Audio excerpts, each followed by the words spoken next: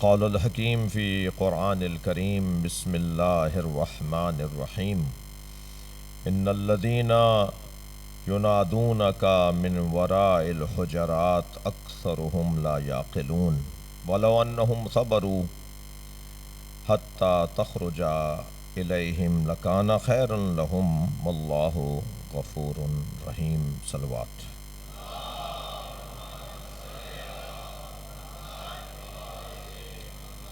سورہ مبارکہ حجرات آیت نمبر 4 ہمیں پہلی 5 آیتوں کو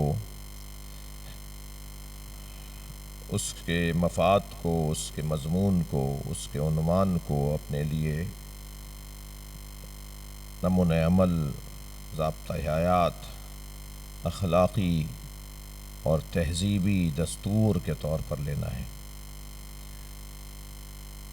اللہ اس معاشرے میں کسی کی توہین نہیں چاہتا۔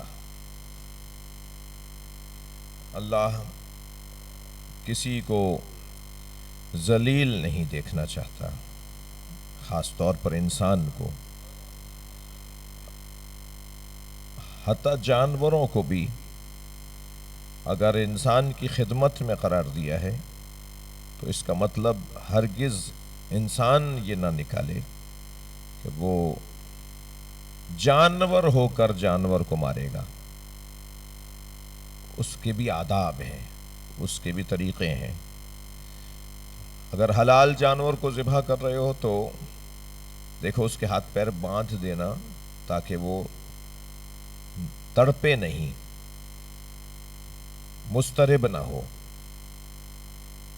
چھری اتنی تیز ہو کہ ایک ہی بار میں اس کے اوداج اربع، اس کی چاروں رگیں کٹ جائیں، اسے اذیت کا سامنا نہ ہو۔ پانی پہلے دکھا دینا، دوسرے جانور کے سامنے اس جانور کو ذبح نہ کرنا، یہ سارے ابھی پچھلے دنوں آپ نے ان احکامات پہ عمل کیا ہے۔ یہ سارے پیغامات جانوروں کا، کسی درخت کو جلانا نہیں، کسی درخت کو کے پتوں کو، پھولوں کو مسلنا نہیں، یعنی درختوں کا، جانوروں کا احترام، ان کا خیال، ان کا احساس۔ اور آپ احکام اسلامی میں غیر انسانوں کے لیے جو اللہ نے حقوق رکھے ہیں، یہ آج جانوروں کے حقوق پر اگرچہ پاکستان میں ہمارے ہاں ایک آدھ دو ہی غیر معروف ادارے ہیں جو جانوروں کے حقوق پر کام کر رہے ہیں، اور انہیں بھی کوئی سرکاری سطح پر کوئی خاص مدد حاصل نہیں ہے اور توجہ بھی نہیں ہے۔ لیکن جو اسلامی دستورات ہیں ان کے مطابق کیا حق ہے جانور کا؟ بے زبان ہے، اسے اگر باندھ رہے ہو تو کھانا تمہارے اوپر، اس کو چارہ، اس کو غذا ڈالنا تمہارے اوپر فرض بنتا ہے، اور اگر آزاد چھوڑ رہے ہو تو وہ تو پھر اللہ نے اس سے وعدہ کیا ہوا ہے، وہی کیا ہر رینگنے والے سے اللہ نے وعدہ کیا ہوا ہے کہ رزق اسے اللہ دے گا۔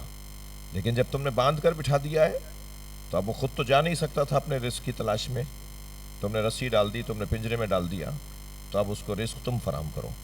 تم نے اس کو روک لیا ہے کہ وہ خود اپنا رزق تلاش کرے۔ یہ حقوق، یہ میرے مولا امام حسن مجتبیٰ علیہ السلام نے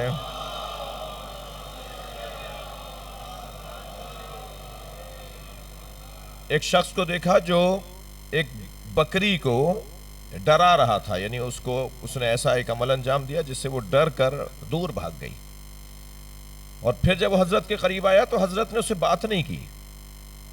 وہ بات کر رہا ہے، حضرت کا دل نہیں ہے اس سے بات کرنے کو۔ جب وہ اتنا اسے محسوس ہوا کہ حضرت مجھ سے ناراض ہیں، مجھ سے خفا ہیں، تو اس نے پھر اس کا اظہار چاہا کہ مولا مجھ سے کوئی غلطی۔ حضرت نے فرمایا تم نے یہ کیا کیا ہے؟ تم نے ایک جانور کو اذیت پہنچائی، اس کو ڈرایا، اسے خوف زدہ کیا۔ نبی کے ایک لباس پر بلی آ کر بیٹھ گئی تھی، حضرت نے اس کو اٹھانا پسند نہیں کیا۔ یعنی آپ اگر جائیں اس وادی کے اندر، جس وادی میں اس وقت میں موجود ہوں، آپ کو لے کر آیا ہوں، تو ہمیں حسین ترین تعلیمات. اللہ نہیں چاہتا کسی کو ذلیل کیا جائے، کسی کی بے حرمتی کی جائے، کسی کی حتاکی کی جائے، کسی کی توہین کی جائے، یہ اللہ نہیں چاہتا. اور پھر جب ساری مخلوقات کو تصور میں لے آئیں تو ہر مخلوق سے افضل مخلوق اللہ نے، اشرف مخلوق اللہ نے انسان کو قرار دیا. یعنی ساری مخلوقات کو اس کی خدمت میں رکھا ہے، مگر اسے ان کے لیے نہیں بنایا. یعنی انسان جانور کے لیے، پودوں اور پتھروں کے لیے نہیں بنائے ہیں. پودے، پتھر، پودے اور حیوان تو انسان کے لیے بنے ہیں، انسان ان کے لیے نہیں بنا. انسان کا معیار اونچا کر دیا، فرمایا خلقت الخلق لاجلک، اے انسان میں نے ساری مخلوق کو تیرے لیے بنایا ہے. وخلقتک لاجلی، مگر تجھے میں نے اپنے لیے بنایا ہے. یہ انسان کی قیمت بلند کر دی، حیثیت اس کی اونچی کر دی. جی لہٰذا وہ کسی کی توہین نہیں چاہتے، وہ یہ نظام کسی کی توہین نہیں چاہتا. مولا علی بھی اپنے دشمنوں کے بارے میں اپنے چاہنے والوں کو ہوشیار کر رہے ہیں کہ میرے دشمنوں سے ہوشیار رہنا، مگر خبردار کہہ کر کے، خبردار گالیاں دینے والوں میں نہ بننا. لا تکونوا سبابین، میں نہیں چاہتا کہ میرے چاہنے والے سب کرنے والے ہوں، گالیاں دینے والے ہوں. بلکہ اگر میرے دشمنوں سے تمہیں دور رہنا ہے، اور امام نے کہا دور رہو. اللہ نے کہا ہے سورہ مبارکہ الحمد کے اختتام پر، غیر المغضوب علیہم ولا الضالین. صلوات پڑھ لیں ذرا محمد والوں.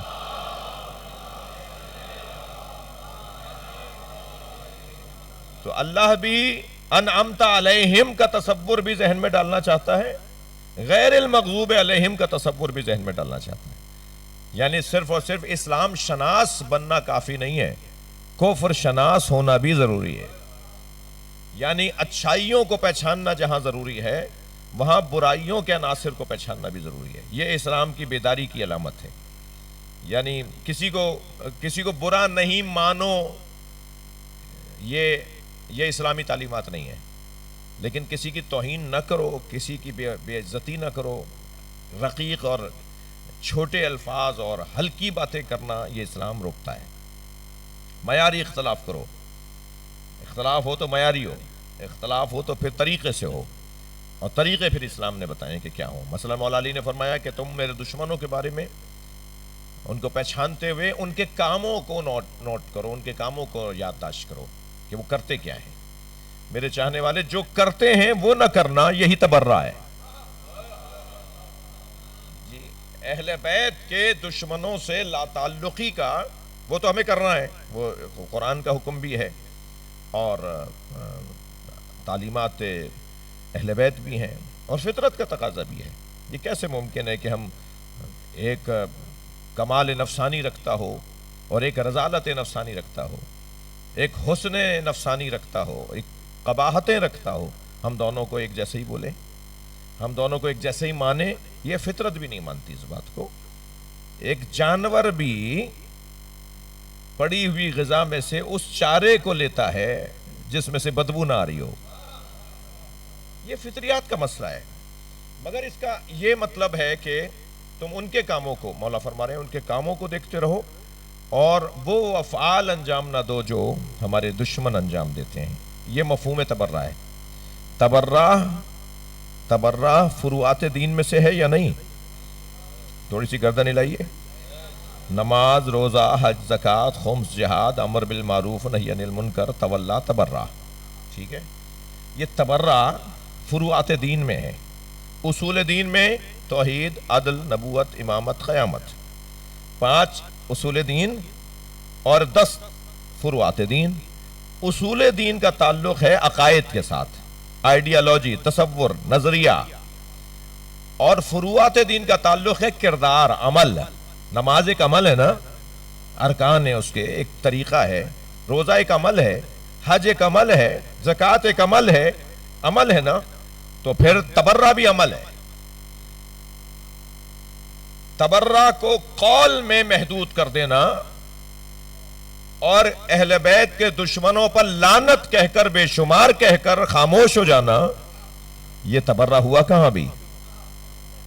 یعنی اگر میں کہوں کہ اہل بیت کے دشمنوں پہ لعنت، بہت اچھی بات ہے، سب کہیں بے شمار، مگر عمل کہاں ہوا؟ یہ تو قول ہے، اور بہت سارے لوگ تو دیکھا دیکھی میں بول دیتے ہیں. اس لیے مجھ جیسے لوگوں کو تو بہت زیادہ محتاط رہنا پڑتا ہے کہ کیا معلوم کہ عادتاً کوئی نعرہ لگائے اور عادتاً کوئی جواب دے دے. تو یہ تو تبرہ نہیں ہوا. تبرہ قول نہیں ہے، تبرہ تو عمل ہے. کرنے کا کام ہے، کہنے کا کام نہیں ہے. ہاں، اقرار بہت ہی آسان اور سستا اور انتہائی ابتدائی مرحلہ ہے عمل کا. زبان کا ہلانا یہ انتہائی کم اور آسان عمل ہے. تو اللہ نہیں چاہتا، یہ ضمناً بات آئی ہے، اللہ نہیں چاہتا کسی کی، سب کو اللہ عزیز رکھنا چاہتا ہے، سب کا احترام کروانا چاہتا ہے. میں ان بچوں اور جوانوں سے کہوں گا، ان آیات کی روشنی میں، جو آیات میں روزانہ تلاوت کر رہا ہوں اس کی تفسیر میں ہوں اس وقت. جی، 2 کام میرے بچوں اپنے ذہن میں بٹھا لو. محرم کے ایام ہیں، کچھ سیکھنے کے ایام ہیں. میں بچیوں سے بھی جو مجلس میں آئی ہوئی ہیں، اپنے گھر کے بڑی بیویوں کے ساتھ، خواتین کے ساتھ، ان سے بھی کہہ رہا ہوں اور نوجوانوں سے بھی گزارش کر رہا ہوں کہ 2 کام اس مجلس سے لے کر چلے جائیں. ایک تو کبھی تکبر نہیں کرنا، غرور کو قریب نہیں آنے دو. تکبر اللہ کو پسند نہیں ہے. اللہ عاجز لوگوں کو پسند کرتا ہے، اللہ خاکسار لوگوں کو پسند کرتا ہے. تو اگر مجھے پتا ہے کہ میرے اندر یہ بیماری آ رہی ہے یا آ سکتی ہے تو اس کا علاج، اس کا تدارک مجھے کرنا ہوگا. اس کے تدارکات میں، اس کے علاجوں میں سے ایک علاج ہے مجلس امام حسین میں زمین پر بیٹھنا. مجھے اگرچہ میرے مولانا قبلہ نے ابھی اپنی اس عشرے کے حوالے سے کچھ فرمایا، کچھ میں نے سنا، کچھ میرے آنے سے پہلے مولانا سے استفادہ ہوا. مثلا اگر عرفان بھائی تشریف فرمائیں، اگر انتظامات میں آپ دریاں صحیح نہیں بچھا سکے تو میں نے کچھ لوگوں کے بارے میں سنا ہے کہ وہ اس کے انتظار میں ہی نہیں ہے کہ بقیت اللہ کی انتظامیہ، وہ انہیں سوچنا چاہیے، وہ علیحدہ بات ہے، لیکن لوگوں کو انتظار نہیں ہے کہ کوئی دری بچھائے گا. جی، حسن یہی ہے کہ زمین پر بیٹھ گئے، فرش پر بیٹھ گئے، جہاں جگہ فٹ پاتھ پہ جگہ ملی. آواز آنی چاہیے کہ مولانا مولا کا ذکر کیا کر رہے ہیں، خطیب مولا کے بارے میں کیا بول رہا ہے، مولا کے نام پر کیا بول رہا ہے. یہ جو جہاں جگہ ملی بیٹھ گئے، جہاں جگہ ملی وہاں پر یہ نہیں دیکھا کہ کپڑے کیا ہوں گے، خراب ہوں گے، کیا ہوگا، نہیں. یہ جو ہے یہ مشق ہے تکبر مٹانے کی، یہ غرور مٹانے کی ایک مشق ہے. اللہ کی کتنی بڑی نعمت ہے یہ عزاداری. یہ کچھ کو تو زندگی میں پتا چل گیا ہے، کچھ کو مرنے کے بعد پتا چلے گا، یقین جانیے. اس کی جو رحمتیں ہیں نا، اس کی جو روحانی فائدے ہیں. تو ایک تو گزارش میرے جوانوں سے یہ ہے، اپنے عزیزوں سے، کہ تکبر کو قریب نہیں آنے دو. اور دوسری گزارش قرآن کی ان پہلی 5 آیات کی تفسیر میں، دوسرا استفادہ یہ ہے کہ کسی کو حقیر نہ سمجھو، کسی کو حقیر نہیں سمجھو. عیسائیوں سے نفرت نہیں کرو، ہندوؤں سے نفرت نہیں کرو، یہودیوں سے، صہیونیوں کی بات نہیں کر رہا. صہیونی ہمارے ساتھ حالت جنگ میں ہے. صہیونی یہودی اور ہے، اسرائیلی یہودی اور ہے، یہودی اور ہے. بلکہ جو اصالتاً یہودی لوگ ہیں نا، وہ صہیونیوں سے بھی تنگ ہیں. ذرا اس موضوع پر آج میرے کہنے کے بعد بعض جوان کام کریں کہ میں کیا کہہ رہا ہوں. جی، بہت سارے ممالک میں یہودی آباد ہیں جو سارے صہیونیوں سے متفق نہیں ہیں. اگرچہ ان کا غلبہ بڑھتا جا رہا ہے اور اپنی برادری کو انہوں نے کنٹرول تقریباً کر لیا ہے، لیکن یہ لازمہ نہیں ہے کہ ہر یہودی ہے تو وہ صہیونی ہے. کسی سے نفرت نہیں، ہندوؤں سے نفرت نہیں کرو، عیسائیوں سے نفرت نہیں کریں. یہ بات میں اس عزاخانے میں پچھلے سال کر چکا ہوں. میرے یادداشتوں میں جو میں لکھتا ہوں کہ کہاں کیا پڑھ دیا ہے، تو میں پھر اس کو دہراتا بھی ہوں کہ پچھلے سال کیا پڑھا، اس سے پچھلے سال کیا پڑھا. تو یہ میں بات یہاں کر چکا ہوں کہ مولا علی نے یہ جو فرمایا نا، لو سنیت لی الوسادہ، اگر میرے لیے مسند قضاوت کو بچھا دیا جائے، مولا علی فرما رہے ہیں، اگر میرے لیے مسند قضاوت کو بچھا دیا جائے، لفتح تو اہل تورات بتوراتہم، تو تورات والوں کے فیصلے تورات کے مطابق کروں گا، انجیل والوں کے فیصلے انجیل کے مطابق کروں گا، زبور والوں کے فیصلے زبور کے مطابق کروں گا، قرآن والوں کے فیصلے قرآن کے مطابق کروں گا، اور انجیل، تورات، زبور اور قرآن پکار کے کہیں گے جو فیصلہ علی کا ہے وہی ہمارا ہے۔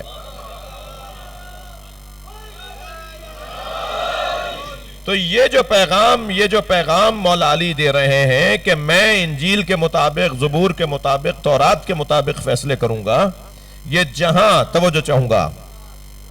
میرے دوست تشریف فرما ہو رہے ہیں، ایک بلند تر صلوات ہدیہ کریں نبی کو۔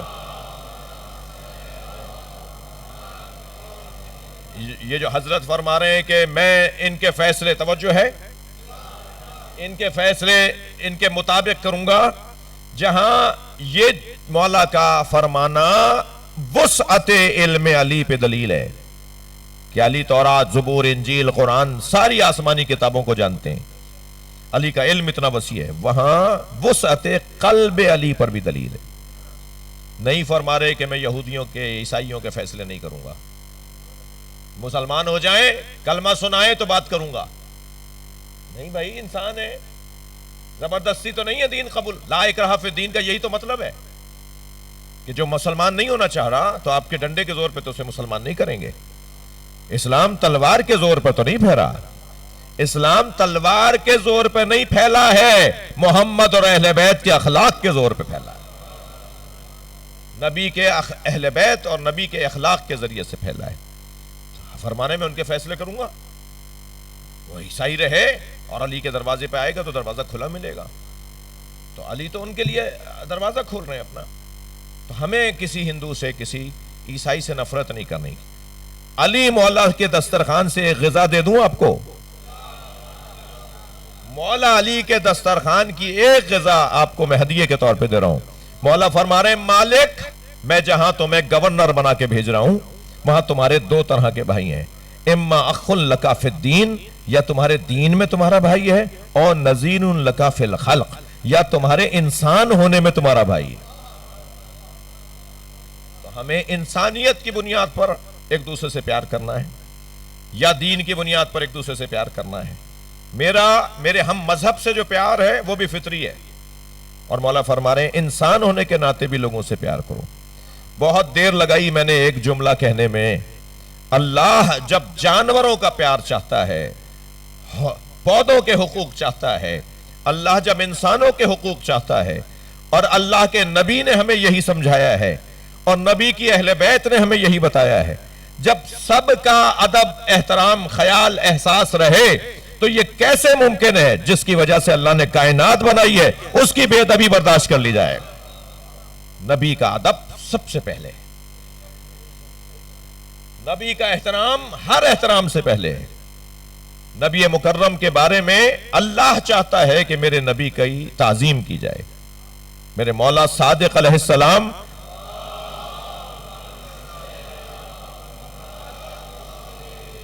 جب نبی کا نام آتا تھا، سرکار دو جہاں کا نام کوئی لیتا تھا یا امام لیتے تھے، تو امام اپنے سر اور اپنی گردن کو جھکا دیتے تھے، نبی کا نام جھک کر لیتے تھے، جھک کر نبی کا نام لیتے تھے۔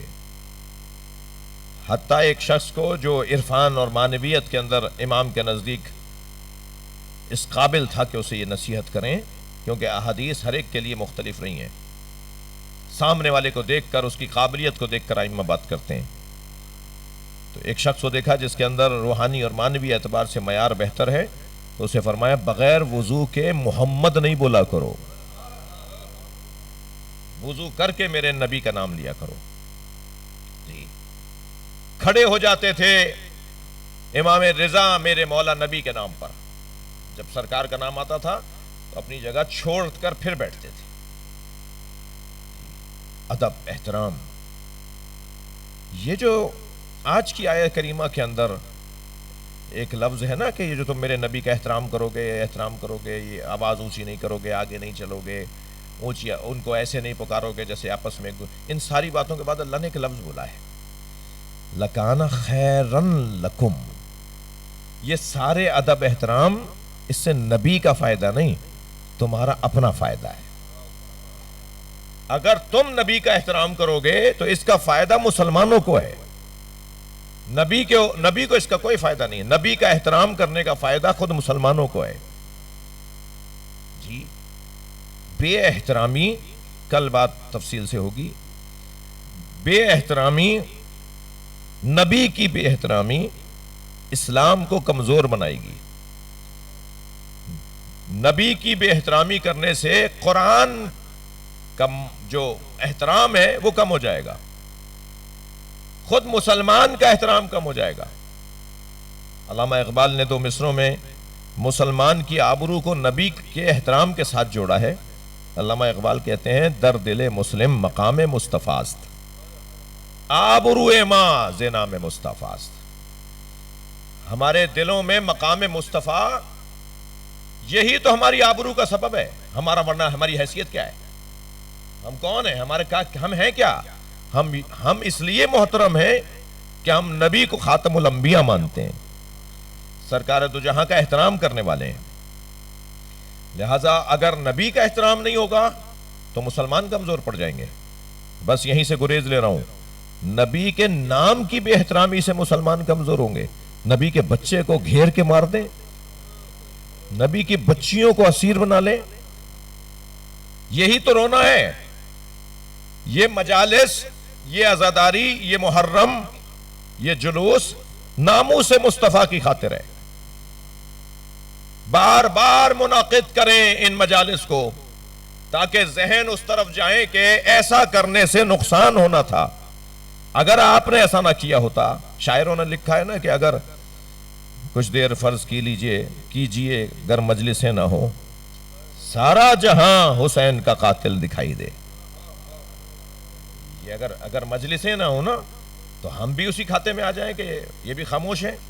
ان مجلسوں کے ذریعے سے آپ ہر سال ایک اعلان کرتے ہیں کہ جو نبی کی بے احترامی کی گئی کربلا میں، ہم اس کا حصہ نہیں ہیں، ہمارا اس گروہ سے کوئی تعلق نہیں ہے جنہوں نے نبی کی بے احترامی کی.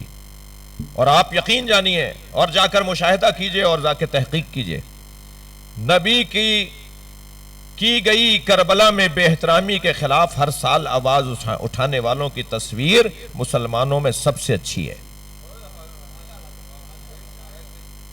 سارے عالم انسانیت میں آپ مسیحیوں اور ہندوؤں اور یہودیوں اور سب سے جا کے پوچھ لیجئے کہ مسلمانوں میں آپ کو زیادہ اچھا مسلمان کون لگتا ہے، تو وہ لوگ کہ جنہوں نے اپنا ان مجلسوں کے ذریعے ان سے تعلق توڑا ہے، ان سے تعلق توڑ دیا کہ ہمارا ان سے کوئی تعلق نہیں ہے جنہوں نے کربلا میں نبی کی توہین کی تھی. یہ کچھ کم توہین تھی کہ ایک مسیحی دربار یزید میں امام حسین کے سر کی، لبوں کی، دانتوں کی، دندان مبارک کی توہین کرتے ہوئے یزید کو جب دیکھتا ہے نا تو وہ کھڑا ہو جاتا ہے، کہتا ہے یزید، حضرت عیسیٰ سے منسوب 2 جوتیاں ہیں جنہیں ہم اپنے ہاں ممبر کے اوپر رکھتے ہیں. جی، حضرت عیسیٰ کی جو سلیب تھی نا، جس لکڑی کی سلیب کے اوپر حضرت عیسیٰ کو چڑھایا گیا تھا، اس کی چھوٹی سی بھی لکڑی اگر کہیں آ جاتی تھی نا، جلوس نکلتے تھے، رستے بند ہو جاتے تھے، شہر بند ہو جاتے تھے کہ اس کی زیارت ہوگی. وہ باقاعدہ ایک بڑے تشت کے اندر اس چھوٹی سی لکڑی کو اٹھا کر لے کر آتے تھے، حضرت عیسیٰ سے منسوب ہے یہ. جی، وہ کھڑا ہو گیا، کہنے لگا یزید، ہم تو عیسیٰ کی جوتیوں کا احترام کرتے ہیں، تم اس کا احترام نہیں کر رہے جن لبوں پہ نبی نے بوسہ دیا ہے. جی، یہ جو کچھ ہوا یہ در حقیقت توہین رسالت ہوئی. یہ توہین رسالت کربلا،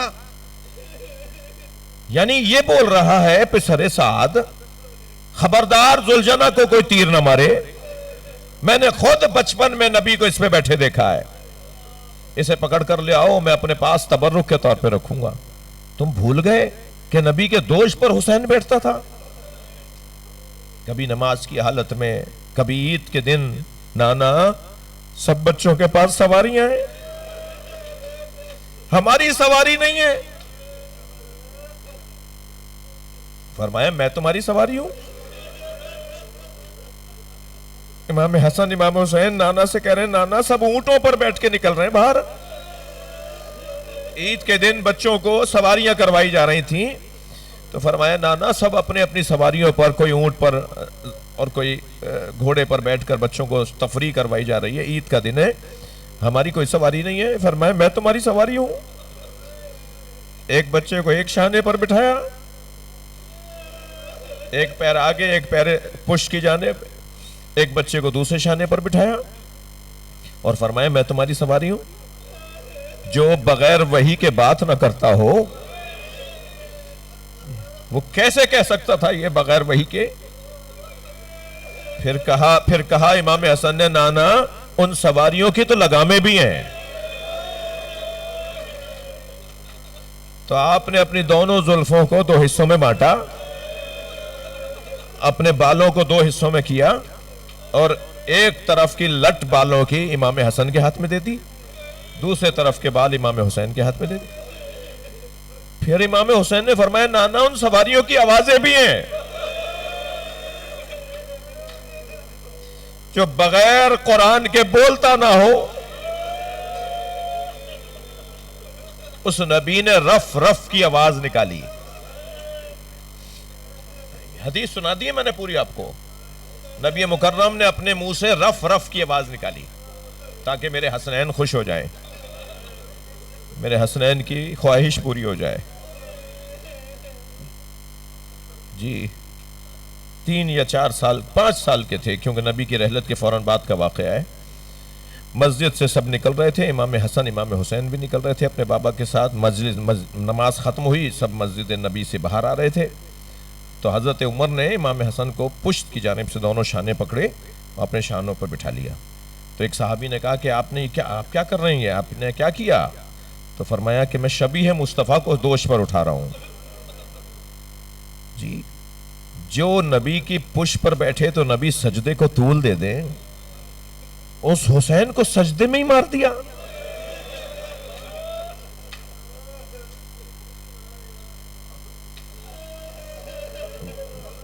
عزیزوں میں آپ کو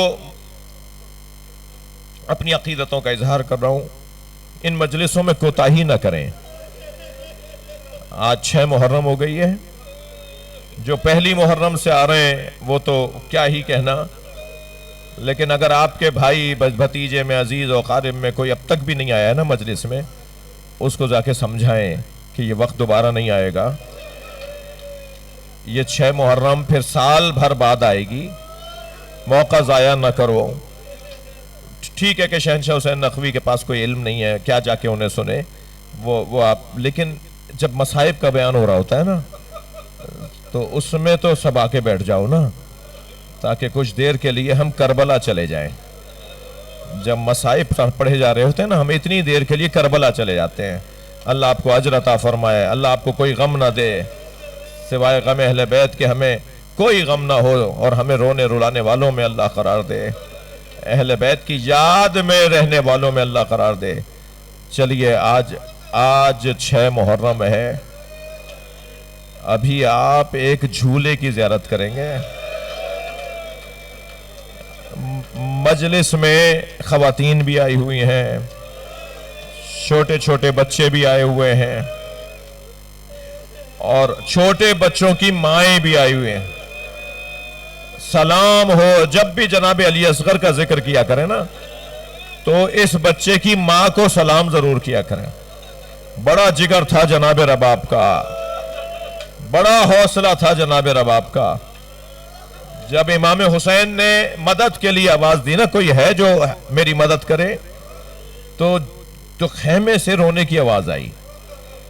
امام نے دوبارہ آواز دی تو آواز اور بڑھ گئی، وہ اتنی اونچی آواز ہوئی رونے کی کہ امام نے خیمے کے قریب جا کے سوال کیا، بہن زینب ابھی حسین زندہ ہے، یہ خیموں سے بیویوں کے رونے کی آواز کیوں آ رہی ہے؟ کہ بھیا جب آپ مدد کے لیے پکارتے ہیں تو دشمن تو آپ کی مدد نہیں کرتا، یہ علی اصغر خود کو جھولے سے گرا دیتا ہے۔ امام نے فرمایا رباب سے کہو، بہن زینب اس بچے کی ماں سے کہو کہ اسے آمادہ کر کے مجھے دے دیں، میں اسے پانی پلا کر لے آتا ہوں۔ جناب رباب نے اجلا سا کرتا پہنایا، بالوں میں کنگھی کی، آنکھوں میں سرما دیا. اور اظہر حسن زیدی صاحب کا ایک مصائب کا جملہ ہے، وہ کہتے ہیں پیشانی پہ بوسہ دیتے ہوئے کہا، اگر جنت میں دادی زہرا نے پوچھا تمہاری ماں نے منہ کیوں نہیں دھلایا تو کہہ دینا پلانے کو پانی نہیں تھا. اجر و کمل اللہ، اجر و کمل اللہ. اللہ آپ کو کسی غم میں نہ رلائے سوائے غم اہل بیت میں. آمادہ کیا جناب رباب نے اور امام حسین کی گود میں دے دیا.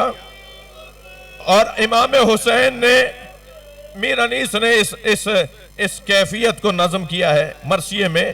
2 مصرے بیت کے 2 مصرے مجھے یاد آ رہے ہیں. میر انیس کہتے ہیں کہ بنا کر شکل مجاہد کی لے چلے شبیر، الٹ دیا علی اصغر کی آستینوں کو. جیسے مجاہدوں کو لے جاتے ہیں نا، جو جہاد کرنے والے جاتے ہیں، حضرت علی اصغر کو گود میں لیا، میدان کربلا میں آئے اور دشمن سے خطاب کیا. خطاب نہیں، امام سجاد روتے تھے اس منظر کو یاد کر کے کہ وہ وقت میرے لیے بڑا مشکل وقت تھا، میرے بابا کا بڑا امتحان تھا جب دشمن سے علی اصغر کے لیے پانی مانگ رہے تھے. فرمایا کوئی ہے جو میرے بچے کو پانی پلا دے؟ اجر و کمل اللہ، اجر و کمل اللہ. کوئی ہے جو میرے بچے کو پانی پلا دے؟ جب امام حسین نے کہا نا علی اصغر تم بتا دو کتنے پیاسے ہو، تو اس ننھے سے بچے نے اپنی سوکھی زبان نکالی. مجھ سے بیان نہیں ہو پائے گا. جب پیاس کی وجہ سے زبان خشک نظر آ رہی تھی تو ایک کوہرام بپا تھا، لوگ اس منظر کو دیکھ کے پریشان ہو رہے تھے. تو پھر آواز آئی کہ حسین کے کلام کو قطع کر دو. تیر پھینکا جو گلے میں جا کے لگا، حسین کے بازو کو زخمی کیا. امام نے چلو میں علی اصغر کا خون لے لیا. اللہ اللہ آپ کو کسی غم میں نہ رلائے. آسمان کی طرف دیکھا، آواز آئی کبھی پانی نہیں برسے گا. زمین کی طرف دیکھا، آواز آئی کبھی فصلیں نہیں اگیں گی. امام نے وہ خون اپنے چہرے پر مل لیا. یہ وہی خون ہے جب جناب علی اصغر، جب جناب سکینہ کی گود میں ان کے بابا حسین کا سر زندان شام میں آیا تھا نا، تو پہلا سوال یہ کیا تھا بابا آپ کے چہرے پہ کس کا خون ہے؟ یہ وہی علی اصغر کا خون امام حسین کے چہرے پر ہے. اور پھر فرمایا یا اللہ میں اسی چہرے کے ساتھ تیری بارگاہ میں آؤں گا، محشر میں اسی چہرے کے ساتھ آؤں گا، اسی چہرے کے ساتھ تیری بارگاہ میں حاضری دوں گا. اب بچے کا لاشا امام حسین نے اٹھایا ہوا ہے. مجھے جلدی نہیں ہے، رونے کے دن ہے. اگرچہ میرے لیے تھوڑا مشکل ضرور ہے، مجلسوں کا سفر ہے، مگر مجھے نہیں پتا کہ آئندہ کیا لکھا ہے ہماری زندگیوں میں. امام نے بچے کا لاشا ابا کے دامن میں ڈھانپا، یعنی ابا ڈال دی امام نے بچے کے لاشے پر، اور لے کے چلے ہیں خیمہ گاہ کی طرف. اب میں آپ سے سوال کر رہا ہوں کہ جب امام جا رہے تھے نا تو کیا کیفیت تھی؟ کیفیت بیان کرنا مشکل ہے، مگر اندازہ لگایا جا سکتا ہے کہ امام کی کیفیت کیا رہی ہوگی. سنیں گے. امام لاشا لے جاتے ہوئے کہہ رہے تھے حوّن علیہ انہو بعین اللہ، یہ مصیبت مجھ پہ آسان ہو رہی ہے اس لیے کہ مجھے پتا ہے اللہ دیکھ رہا ہے. یا اللہ مجھ سے اس قربانی کو قبول کر لے. یہ کہتے ہوئے امام حسین خیمے کی طرف جا رہے ہیں، اور جیسے ہی خیمے کے قریب گئے تو نہ جانے کیا سوچا، الٹے پیر واپس ہونے لگے. الٹے پیر مڑ کر نہیں ہو رہے ہیں، الٹے پیر واپس ہونے لگے. پھر کچھ پیچھے گئے تو پتہ نہیں کیا خیال آیا، پھر آگے آنے لگے. پھر آگے آئے، پھر خیال آیا، پھر پیچھے آنے لگے. بعض عرفا کا کہنا یہ ہے کہ آگے جاتے تھے تو سوچتے تھے ماں دیکھے گی تو مر جائے گی، پیچھے آتے تھے سوچتے تھے کہ ماں نے اگر مجھ سے بچہ مانگ لیا، میرے والی میرے بچے کا لاشا ہی دے دو، میں کیا جواب دوں گا رب آپ کو. اس کیفیت میں کبھی آگے جاتے ہیں، کبھی پیچھے آتے ہیں. اچھا بڑے آرام سے چین سے सुकून से बच्चा बाबा की गोदी में है, कोई पैरों में हरकत नहीं है, कोई हाथ पैरों में हरकत नहीं है, इसलिए कि बच्चा तो सो गया। इस बच्चे को तीर मार दिया, इसकी रूह परवास कर गई। मगर कुछ देर पहले सकीना ने तड़पता देखा था।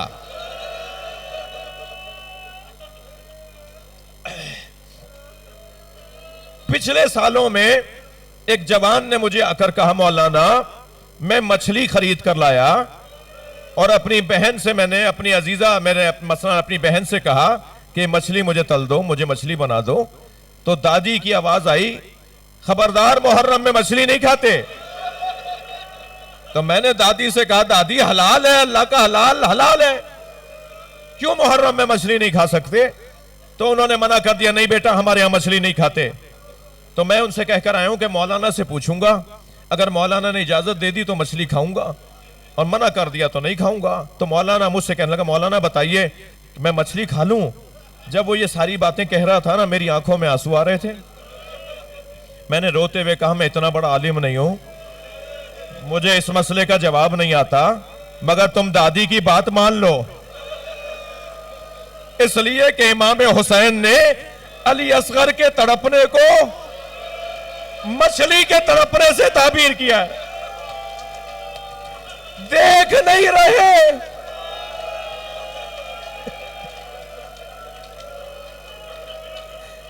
मेरा बच्चा मछली की तरह तड़प रहा है।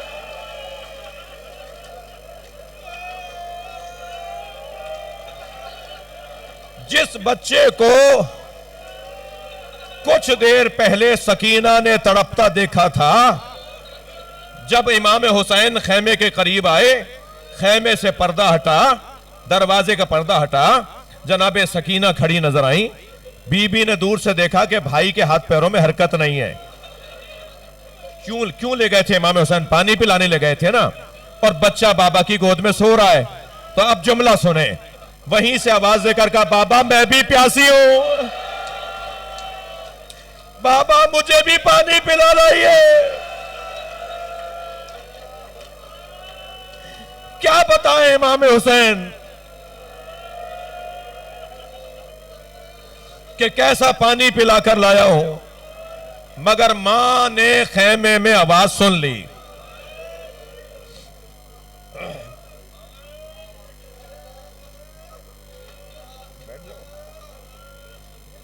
मां ने खेमे में आवाज सुन ली कि हुसैन आ गए। तो आप अंदाजा कर सकते हैं कितनी जल्दी आई होंगी दरवाजे पर। जैसे ही दरवाजे पर पहुंची तो क्या देखा, हुसैन सामने खड़े। आगे, अब मां है ना, कितनी जल्दी आगे बढ़ी होंगी। तो इमाम हुसैन ने आती हुई रबाब को देखा तो पीछे हटने लगे, और पीछे हटते हुए फरमाने लगे, रबाब बताओ मैं कौन हूं? अजीब सवाल है जो अपनी ज़ौजा से कर रहे हैं। इमाम हुसैन अपनी ही ज़ौजा से सवाल कर रहे हैं, मैं कौन हूं?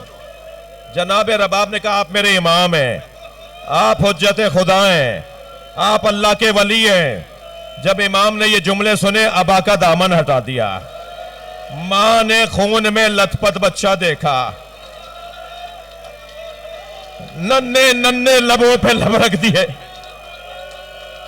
फरमाया, मेरे लाल, अरब ऊंटनी का बच्चा भी नहर नहीं करता, क्या तुझ जैसों को नहर किया जाता? या हुसैन, या हुसैन।